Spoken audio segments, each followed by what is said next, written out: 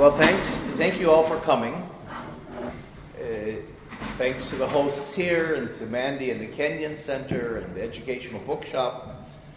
It's encouraging. My last book, we had 10 people in the basement of the Educational Bookshop, so this is an improvement. This is nice.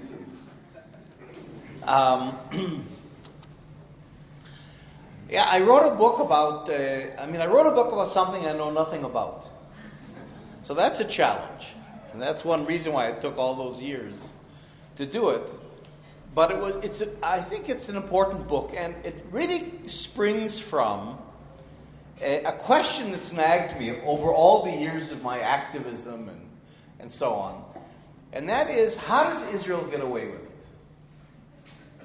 You know, you've got an occupation of almost 50 years on the background of the Nakba, massive violations of human rights,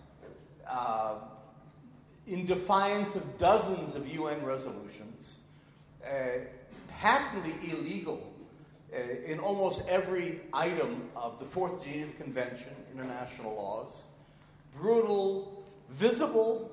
I mean, it's on TV and the news all the time. And yet Israel gets away with it. It's international, maybe not among the people necessarily. I mean, there is a BDS campaign, there's a lot of activism. I think the Palestine issue, has achieved the proportions of the anti-apartheid struggle among the peoples of the world. I mean, really all over the world. It's become one of the major issues. But not among governments. It hasn't trickled up yet into government policies, obviously. And the question is, what's going on? Which is the anthropological question. I'm an anthropologist. The usual explanations didn't satisfy me. So you have the Jewish lobby, AIPAC. Well, maybe that plays a certain role in the U.S. But I remember this saying of Henry Kissinger, our friend Henry, who used to say, countries don't have friends, they have interests. So I'm not so sure if AIPAC is exactly running the world.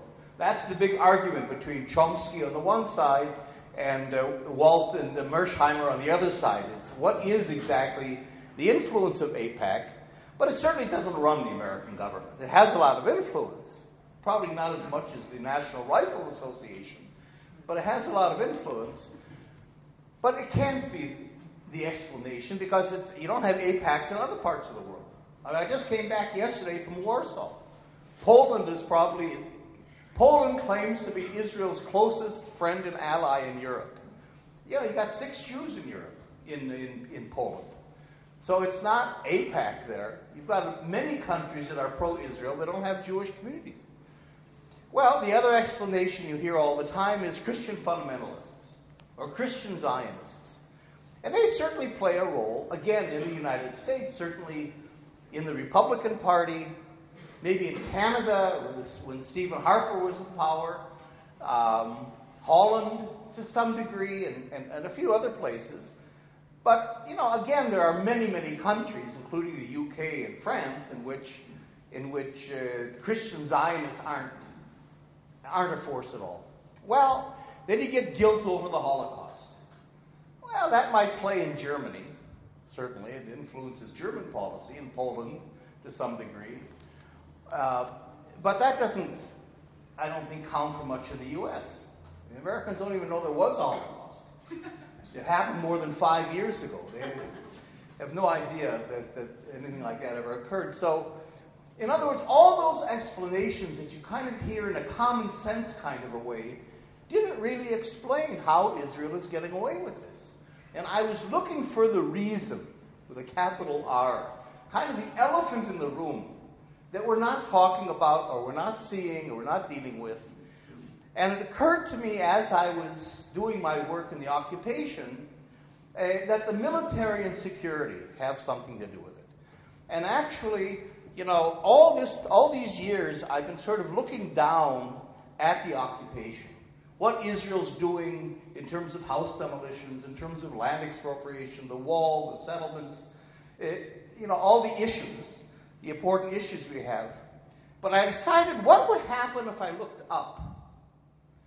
And all of a sudden, a whole different kind of a map of Israel and Israel's role in the world began to emerge.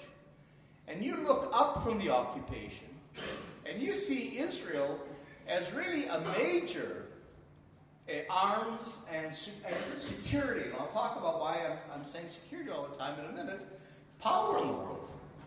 Turns out that Israel, it depends how you count and what you include in the arms industry, but Israel is the third or fourth.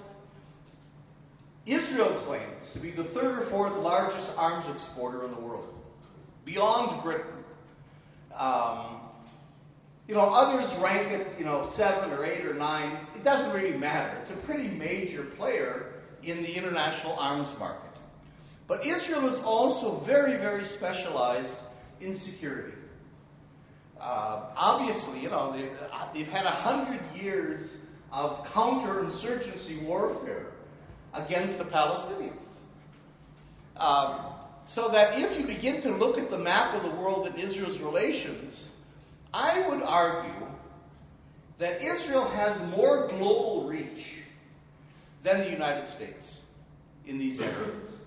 Now you see, that's crazy. The Pentagon's budget is $1 trillion a year. The Americans have bases in 174 out of 194 if you count Palestine countries. But the American military presence is very broad, but it's very kind of shallow. You have bases, you've got your F-16s and your military stuff, you're doing exercises, but the soldiers are pretty much confined to their McDonald's bases, and you don't really feel their impact in society that much. With Israel, Israel doesn't have bases. In fact, Israel has 2 bases, both of which are in Muslim countries, which is very interesting. One of them is in Azerbaijan, which is a great jump-off place to Iran, of course. And the other one is Eritrea. We have some islands off the coast of Eritrea, in a very strategic place. Otherwise, Israel has no military bases. But it has, we know of, that's documented, military relations, sales and training, relationships with at least 130 countries. And I'm sure its reach is as much as the United States. There are many countries, and I would put Saudi Arabia and Iran in there, that aren't on the books, but that Israel has, I think, close military relations. I mean, we know there's been military involvement of Israel in Yemen. It's been documented that Israel is selling military goods to Pakistan. This gets into an area that I've, so I'm sort of talking a little bit about globalizing Palestine. And it gets into an interesting area, a concept that I've been working on that's called security politics. In other words, if you look at politics in a normal way, ideologies and maybe interests and this and that, you have the Arab-Israeli conflict we keep talking about all the time, and so on. But when you plug in arms and security and all the money that's involved and the clandestine kinds of relationships, the old boys networks among generals and arms dealers and politicians and so on, a whole different kind of constellation emerges. So with security politics is what I say is when a country like Israel can party its military prowess into political clout. So we have today, I would argue, very strong. I would say that one of the closest relationships in this region today is Israel and Saudi Arabia. I mean, they have common foreign interests, they have common military interests, not just foreign, but also in terms of their interests in supporting conservative Arab regimes. And with security politics, and Daesh and all sorts of things. But when you begin to look at security politics, it bypasses ideologies. Now, arms, security, the elites that want to stay in power, that want to maintain their power, control trillions of dollars. The military security industry worldwide is about a $2.5 trillion a year industry. So, I mean, its impact is amazing, politically and socially and so on. And so it bypasses ideologies and even policies to some degree. And as you follow the threads of military security, you begin to discover relationships and alliances that you would never expect. I'll just give you one really interesting example. Israel claims to be the moral partner of the United States. You know, we're loyal to the United States. We share common moral values. Israel's America's greatest ally. You know, Netanyahu speaks in Congress every 3 weeks.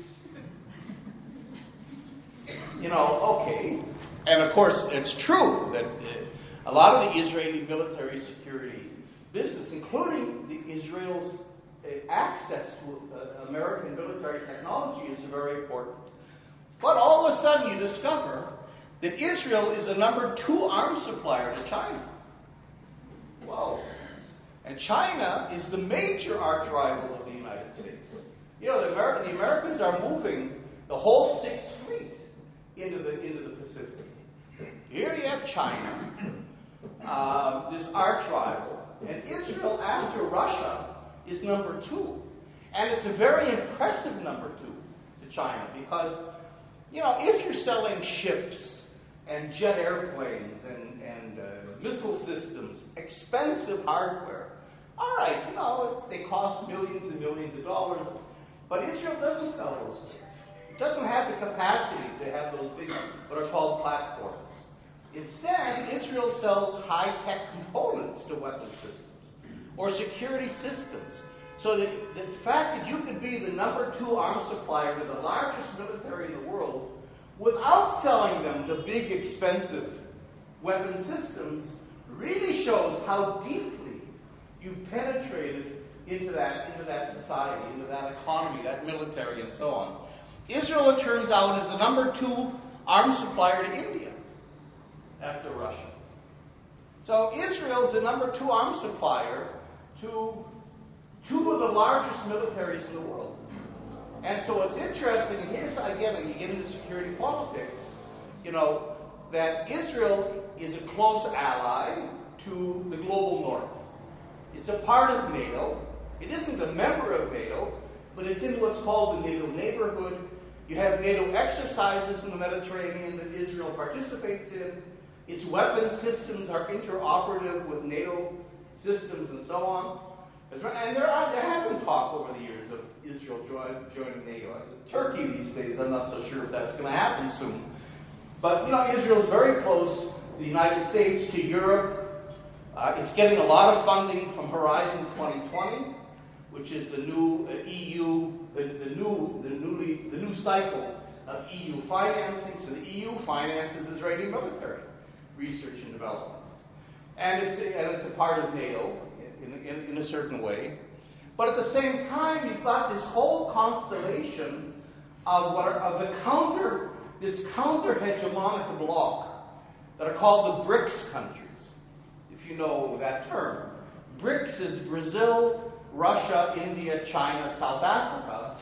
That in fact is a formal bloc. I mean, they have summit meetings every couple of years, and they have plans and programs. In other words, they realize that they're a kind of a counter-hegemonic bloc.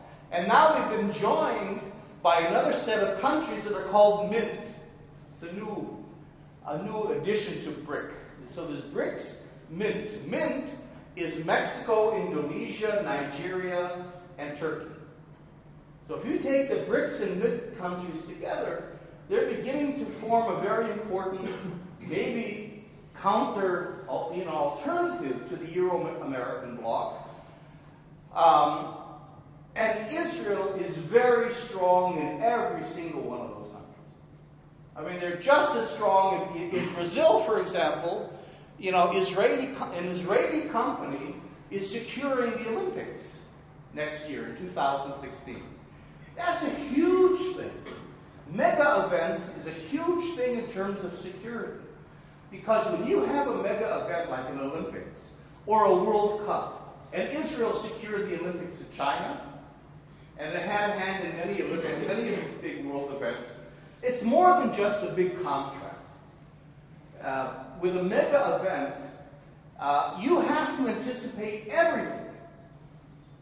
You have to anticipate hippies from San Francisco driving in an old Volkswagen and throwing anthrax at a crowd with an envelope.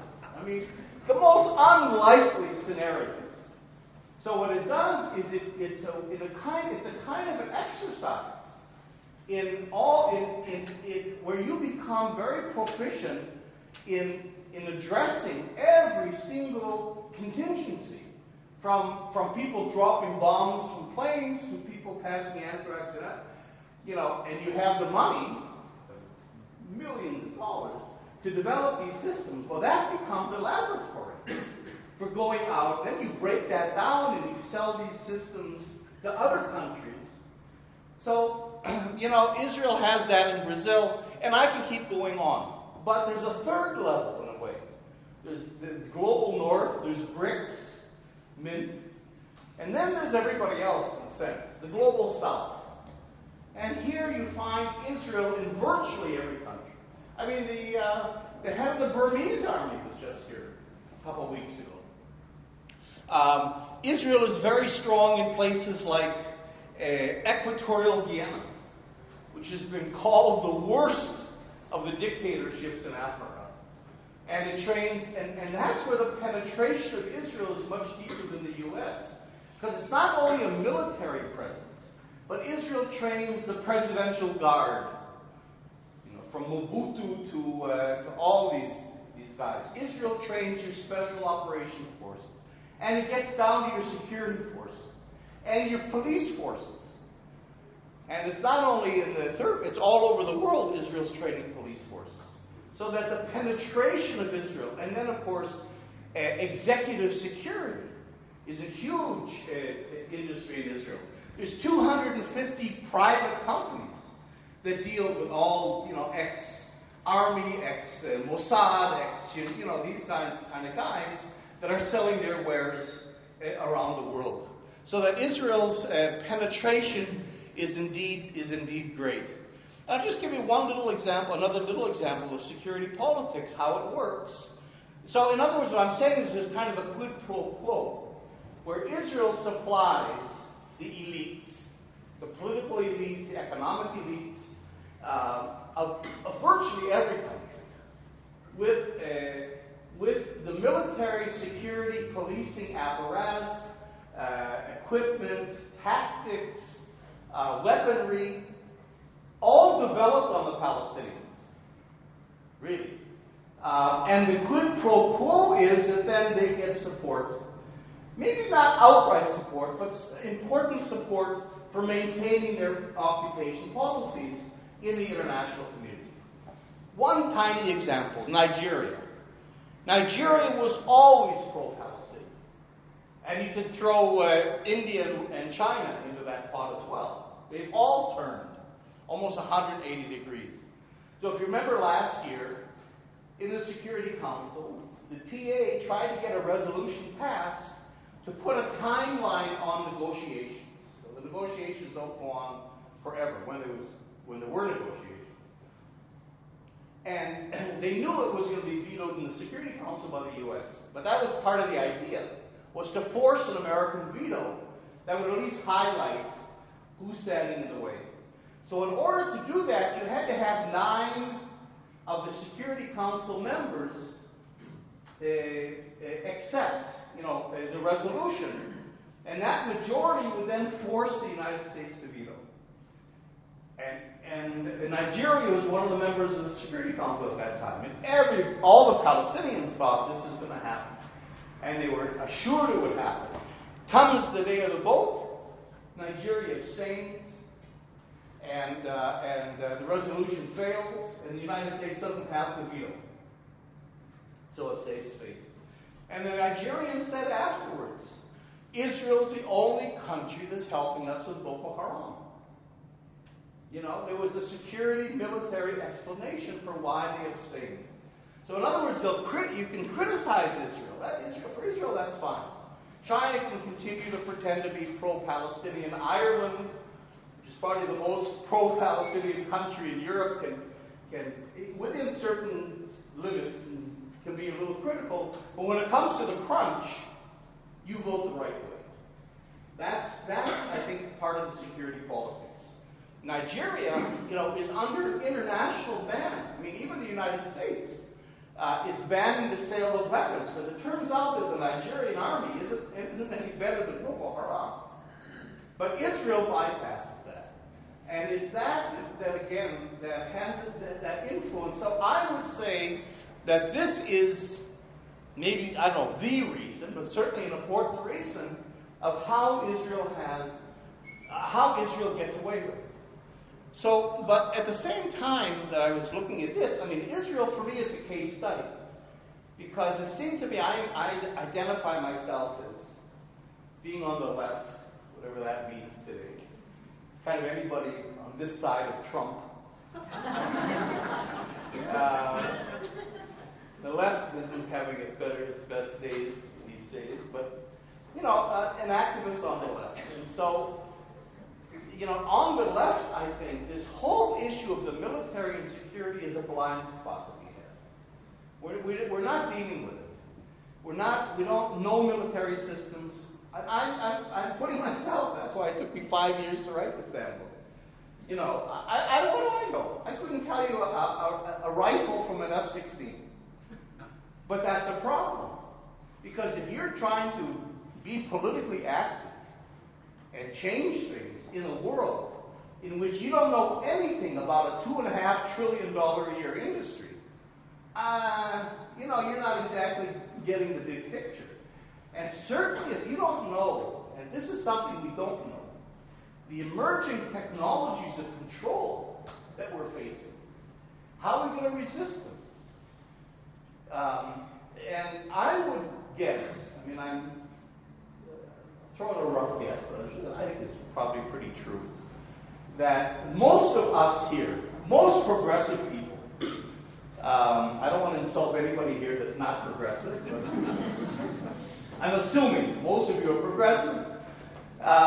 Most progressive people come from either the humanities or the social sciences.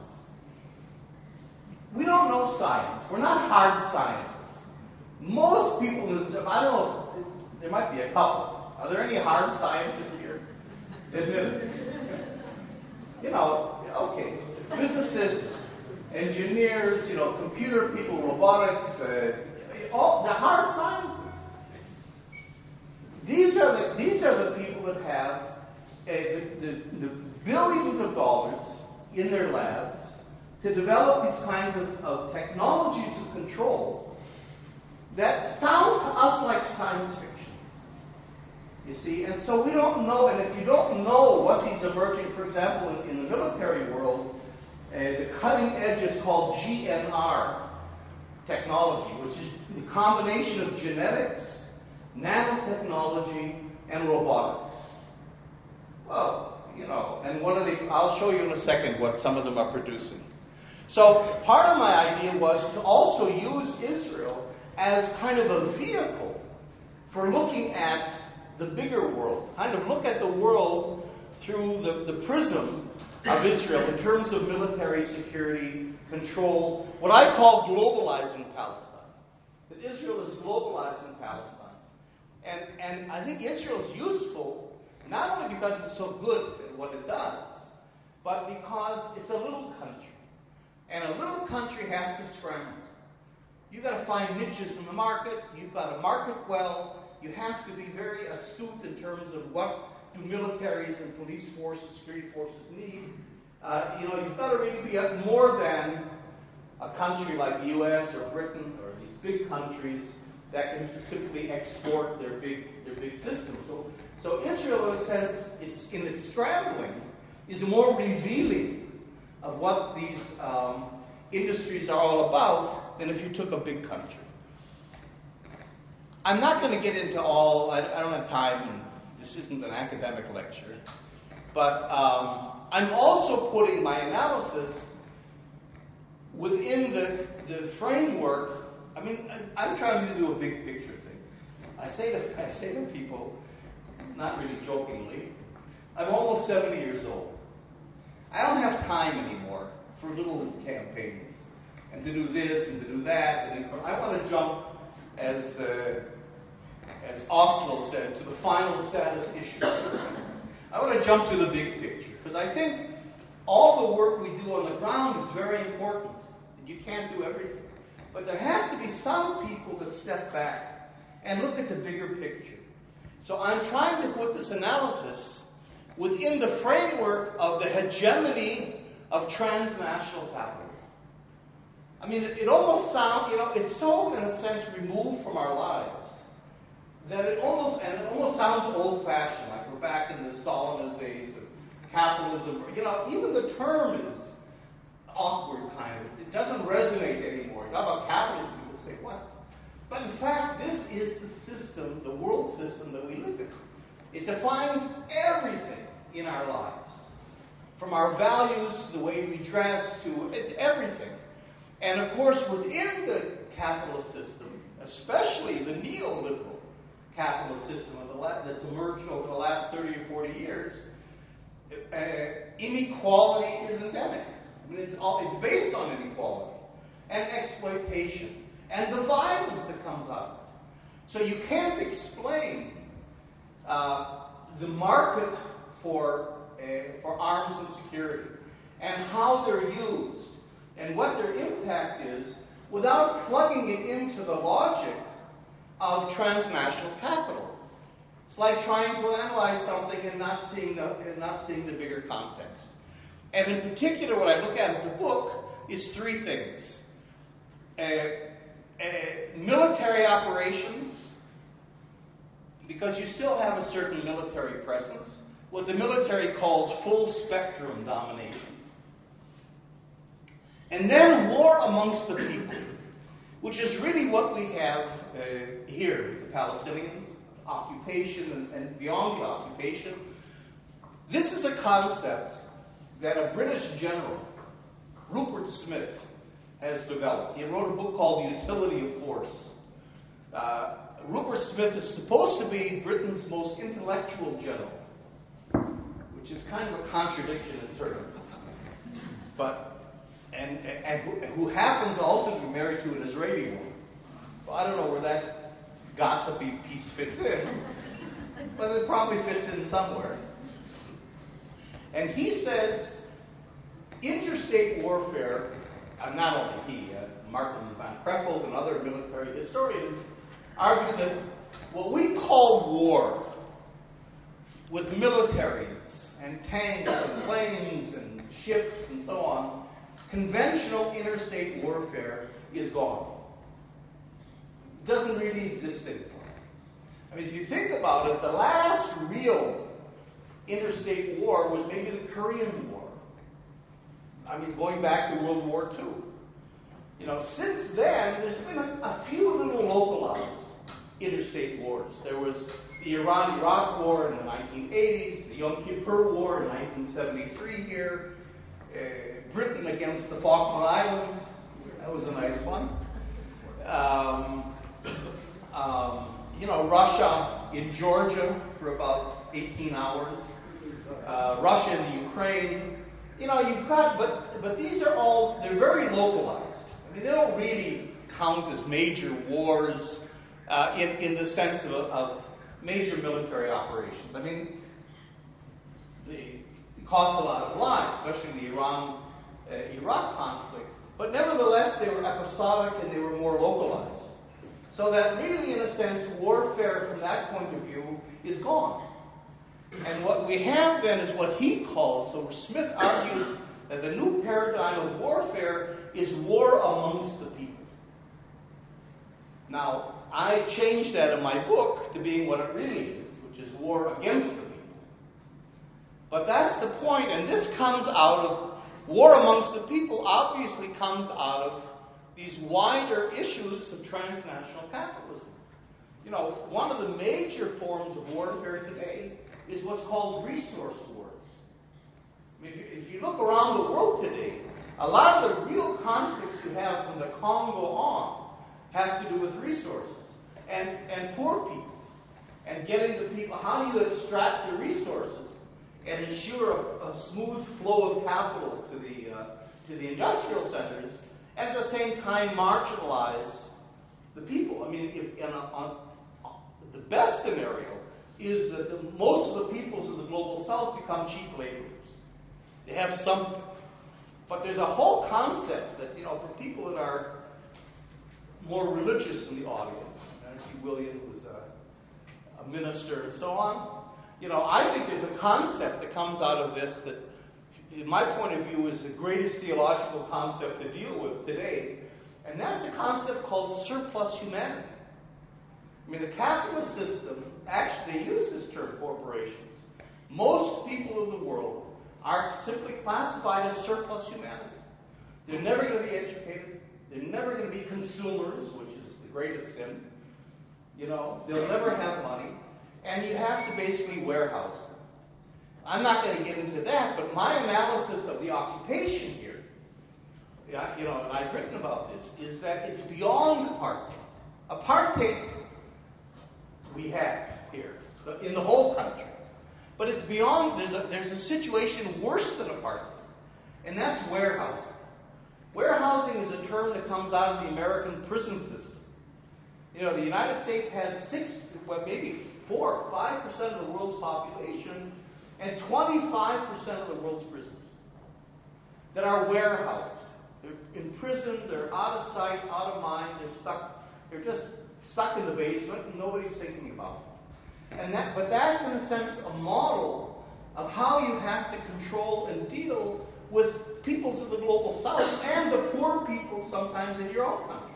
I think this is part of behind the attacks in Paris. You know, these are attacks of people not only, all right, you know, you develop an ideology, you develop ways of coping, but the essential reality is your surplus. You'll never have a place in society. And so, obviously, people aren't going to be warehoused voluntarily, and they resist. But that becomes a security issue, not so much a military issue. And that's where the security comes in, and it's apolitical. If you look at prison riots, or, which is the same thing, intifadas. I mean, the same thing from the point of view of the way Israel and the powers that be phrase it, the Palestinians are like inmates. And that, I think, is Israel's message to the Palestinians. You are inmates. You have no rights. You're going to be in prison. You are in prison. And that's it. And if you riot, because the language you use in prisons is apolitical. So you have riots, disturbances, terrorism. So this gets into the whole issue of framing. Because you see, the problem becomes security. Because now you've got most of humanity being locked out of the system. Well, they're going to resist in different ways. Certainly they're going to try to disrupt the flow of capital, even if they can't resist in other ways. And so that becomes not a military issue, but it becomes a security issue. And it's a security issue that's inside the global north as well as outside in the global south. And so you begin to get these security-based framings. You see, so you use terms that are not political, that blame the victim, terrorism, and these sorts of terms that are then spread through the society. So the framing, the language we use is very important in order to get people to think in this way. And I've linked up to a group of researchers, and that's why I called the book Global Pacification. Because what they're arguing, what I'm arguing, is we shouldn't be using the word security. Security itself is an apolitical term that gets us thinking in a certain way. Everybody wants security. Who doesn't want security? So it closes down the issues. If the term that I like to reframe this in is pacification. That we're being pacified. Whether we're poor people, surplus humanity, the global south, immigrants, racial minorities, or dissidents. Occupy Wall Street. In Britain now, you have a whole new government program. It's amazing, called Prevent, in the universities, where students and faculty tattle on each other to the government. And it's so vague. The Prevent program says, if you hear anyone, a teacher or a student, expressing opinions that could conceivably lead to extremist thinking, you turn them in. So that it's we're even targeting ourselves, our own kids in some ways. So the paranoia within this securocratic system knows no end. So if you use a term like pacification, all of a sudden all kinds of issues begin to emerge. Wait a minute, I want to be secure. Do I want to be pacified? And who's pacifying me? And why are they pacifying me? And how are they pacifying me? And now we have a window, a critical window into what's going on that you don't have if you're dealing with issues of security. And, all right, I'm not going to get into this, but I think Israel's niche is, again, security and policing rather than military. It also has a military kind of a thing, but without getting into all of this, when capitalism was young and fresh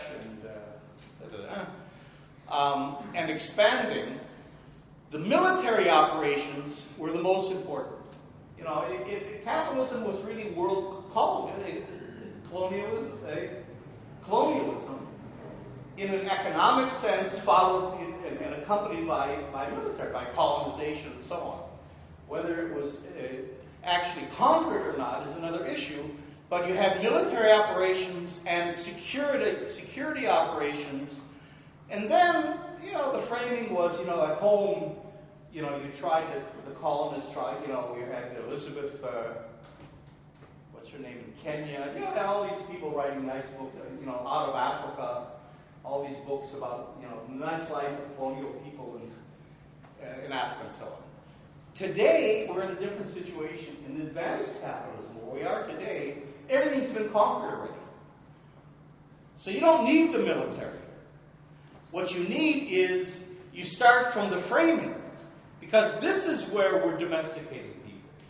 Walt Disney and Hollywood and entertainment and sports, bread and circus, the ideas of security, the fears, the threats, all that. And here's where ISIS, fits in as well. It's actually a kind of convenient, substantive threat that we can build a lot around and so on. So you begin with this, and then where people aren't convinced, like poor people or dissidents or whatever, and still raise questions, then you have the security that you can call into place. And in a way, you don't need the military operations. So what's happened in the world is that's one reason why the military has disappeared. Because there's no real need for it anymore. It's over. The capitalist system is conquered. And so on. So now the issue is, how do we enforce the hegemony of transnational capital? That's really the issue. And for that, you don't need F-16s and Trident nuclear missile systems. Here out just in Britain, the government's putting £11 billion into the Trident missile system that its own Ministry of Defense says you don't need. Because there's no adversaries. There's nobody to use it on. But countries still measure their clout and their political status in this way, and this is what's created the niche for Israel. This is what I'm arguing in the book. And that is that the Pentagon with all its fancy weapons and all, and NATO and so on, and actually even Russia to some degree and other countries have put a lot of money into their arsenals of conventional interstate warfare. But they're useless weapons. If you look at what happens in Syria and Iraq and other places, they're useless against wars amongst the people. You can't use F-35s, F-16s in urban warfare. It's just these weapons are powerful weapons, but they're irrelevant to the kinds of warfare you have today, which is two kinds today. One is what's called by the military, and as an anthropologist, I've been trying to use their language. Hybrid wars. Hybrid wars are sometimes called asymmetrical conflicts between states and non-state actors. And they're hybrid in the sense that we're not talking about guerrillas in jungles, with some old Kalashnikovs, but we're talking about non-state actors that have access to pretty sophisticated weaponry. In 2006, Israel against Hezbollah didn't do badly against the Israeli army. So it's a hybrid war in that it combines a kind of guerrilla warfare with, nevertheless, a lot of capacity to use sophisticated military equipment. And you've got all these terms that I sort of collected that we use. Counterinsurgency, of course, armed conflict short of war. This is what Israel uses on the Palestinians. And what the Americans used in Iraq, that's how they hold people in Guantanamo. Because if you're fighting Palestinians who are non-state actors, you can do anything you want to them because it's conflict that falls. Operation Protective Edge last summer was a conflict short of war, or a military operation other than war, which means then that you can kidnap people, you can kill people, you can attack civilians, violate the rules of law with impunity because it's not war. It's something short of war. You got all these mechanisms, and then it goes in this way, but the second form of warfare is what I call securocratic wars. And that's within our societies. This is where the policing in particular comes in. And you have, of course, counterterrorism, the war on crime, the war on drugs, the war metaphor that the police, so the police are being militarized, homeland security, policing discipline, and a key concept, I don't know if you can see, is a state of emergency. This is really the key mechanism. In other words, you declare, Holland did it yesterday. You declare a state of emergency. And a state of emergency becomes permanent. That way you can suspend all your democratic protections. Because we're in an emergency. We don't have time for courts and due process of law and civil rights and so on. Civil liberties. And so if governments, and of course governments work together with the ruling classes. And here again, we've got, as much as those terms sound funny to us a little bit, they're still terms that are relevant.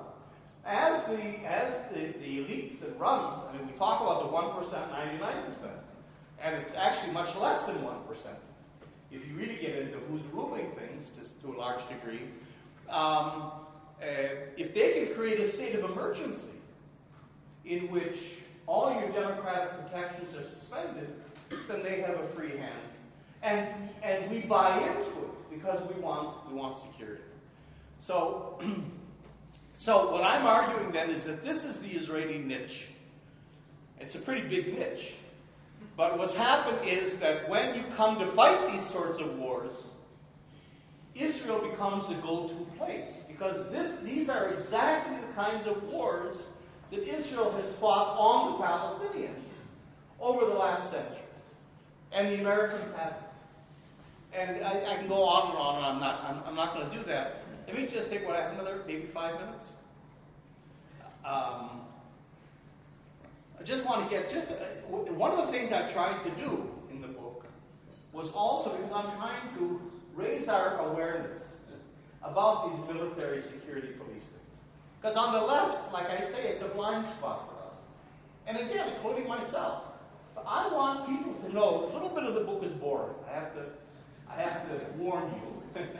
I really get into descriptions of weapon systems that can sometimes read like a catalog.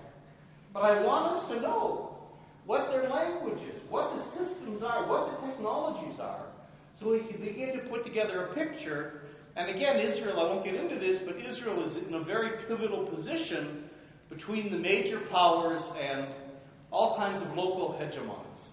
And it has these niches, 4 niches in particular that I talk about, providing high-tech weaponry and components to militaries and, well, systems all the way through, but including military.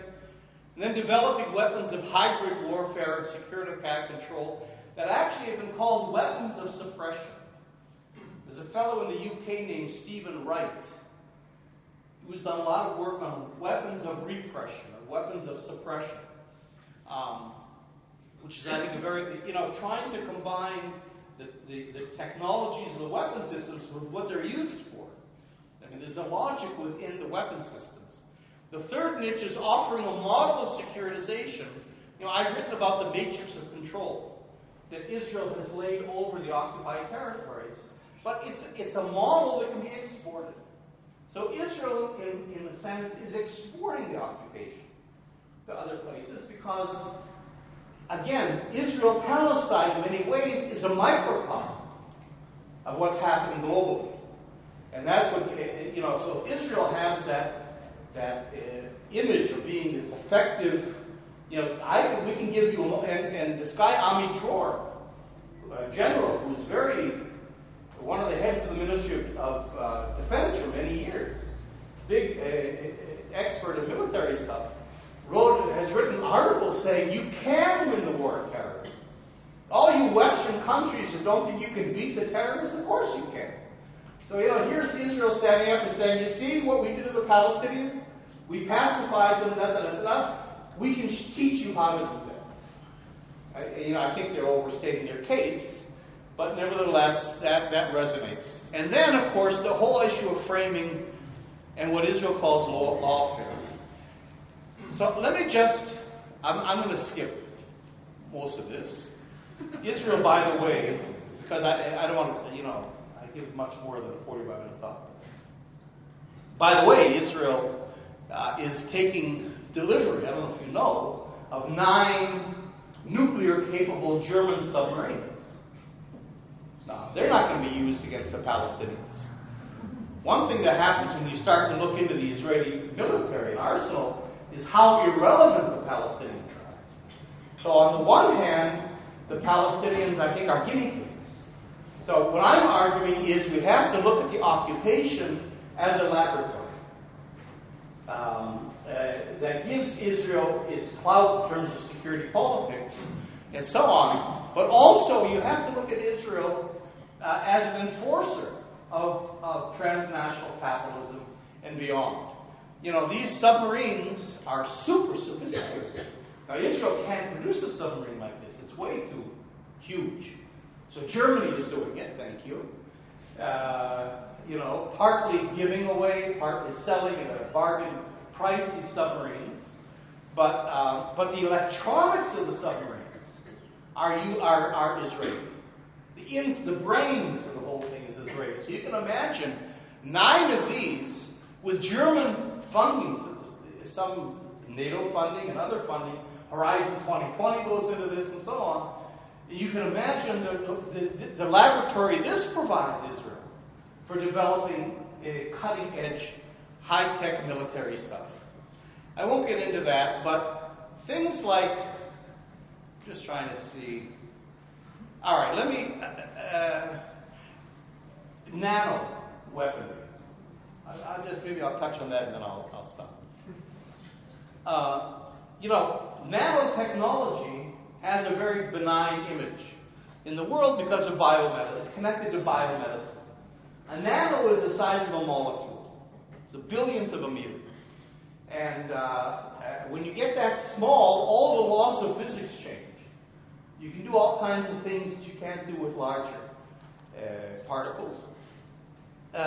Israel is probably the world's leader in the military applications of nanotechnology.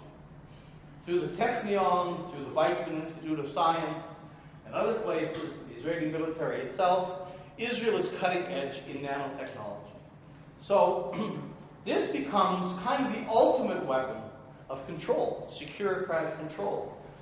So there's a concept, for example, and this is all doable stuff. It's on the cutting edge of actually being produced. There's a kind of a weapon that's called smart dust. And that is, I want to find somebody in Gaza. All right? I can take a crop duster and dust Gaza. But the dust, the particles of dust, are in fact nanosensors. So I can program into those sensors a person's DNA. And I dust Gaza, and poof, this person shows up with this person, or a bunch of people, it shows up so I can find them. And it's imperceptible. It's like dust. But I can also enhance these particles. I can turn them into what the military calls swarm bots, or nanobots. Bots are robots, of course. Or nano warriors, they're sometimes called. I can take these nanoparticles and turn them into soldiers. I can enhance them with enhanced artificial intelligence. I can make them smarter than we are.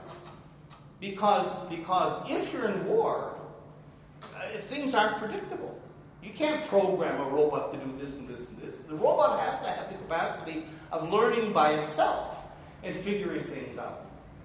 So you enhance it with artificial intelligence, plus capacities of killing. So, for example, this smart dust can be programmed to completely paralyze a population, to affect its nervous system. Or you could target parts of a population's brains. You can make an entire population forget. You can induce diseases. It's a kind of a bioweapon as well. So that these nanobots are smart, and they self-replicate. I mean, you're talking about billions. You can't have a machine that stamps them out all the time. So they have to self-replicate. So now you're getting highly intelligent killer robots of nano size that self-replicate. And they self-replicate at a rate of 1 nano robot can replicate 3 trillion times within a day. So now you're getting discussions in the militaries, and it sounds to us crazy, science fiction-y. You're getting serious discussions in the military. If something replicates trillions of times, you're going to have mutants. Nothing replicates perfectly. You're going to have rogues. Who's going to? If they have artificial intelligence, who's going to guarantee that they're loyal to us in the end? And so now you've got in the military concepts like a nano wall. How do we build a wall of nano warriors that are loyal to us against the nano warriors that we're sending against other people that might not be loyal to us? So we're getting into crazy but real territory, and these are some of the technologies that Israel is pioneering. Israel is right at the cutting edge of this. Cyber warfare. When Cameron, I was just in the UK a couple of weeks ago, Cameron said, the government is going to work to make BDS illegal in the UK. They're going to work, the specific proposal he brought up, that the local councils in the UK will not be allowed to boycott Israeli goods, including goods from settlements in the UK. And that we kind of expect from governments. How did he explain that? Because we need a strong Israel to protect Britain. Well, and he said, you can look it up on the internet. I mean, you know. And in particular, he referenced cyber warfare, where Israel and the U.S. are the two leading powers in terms of cyber warfare, which is the cutting edge of also another kind of warfare. So when you get into all these technologies, drones, 40% of the world's drones are Israeli. Killer drones, surveillance drones, that are used as much by police forces as they are by militaries. I won't get into it. I have a whole lecture. I won't get into it. Surveillance systems. This is taking the checkpoints. Everything you learn at checkpoints and exporting it. I was just in Glasgow last week. Nice Systems. How's that for the name of a company? One of the big companies in Israel is called Nice Systems. And these are all the Israeli military surveillance people in private industry now. Have developed a system, Glasgow and other cities have adopted it, of integrating all kinds of sources of information, from phone calls to CCTV cameras to police things, everything, and they build a digital program on there. They profile everybody. And what's interesting here, I'll end on this. What's interesting is I took this from the NICE website. And they talk about human security states. That's really what Israel is and where they would like to see everywhere go. To a human security state. And it's interesting, they say, what is the greatest threat to a human security state? Spaces of anonymity. If the state doesn't know where you are, who you're talking to, like prevent, what you're saying, what you're thinking, what you're planning, it gets very paranoid.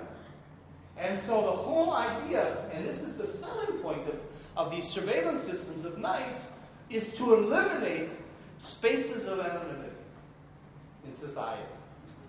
So what I'm saying is, in the end, that Israel is globalizing Palestine. That, in fact, the occupied territories for Israel are a laboratory. The Palestinians are irrelevant from a military point. I mean, who cares? You can't explain last year's invasion of Gaza in military terms. This is all using intifadas, using everyday life of Palestinians, and using opportunities like Operation Protective Edge to develop and test weapon systems of control, security systems, and so on. And that's a part of the security politics. So in a sense, we can. I don't want to deflect attention from the occupation. You still have to work in ending the occupation and so on. But at the same time, looking at the occupation as a microcosm of the way the world is going, it helps us to better understand, tracing Israel's policies, it helps us to understand what's happening in the wider world. So what I say to people at the end is this, that we have a saying in the Israeli peace movement that we're all Palestinians. And in that, of course, we mean in solidarity with the Palestinians. But we can argue, and I argue in the book, that we are all Palestinians, literally, from the point of view that everybody in the world is on the receiving end of technologies of control developed on the Palestinians. So that if the militaries and police forces, security forces around the world are being Israelized, the peoples of the world are being Palestinianized.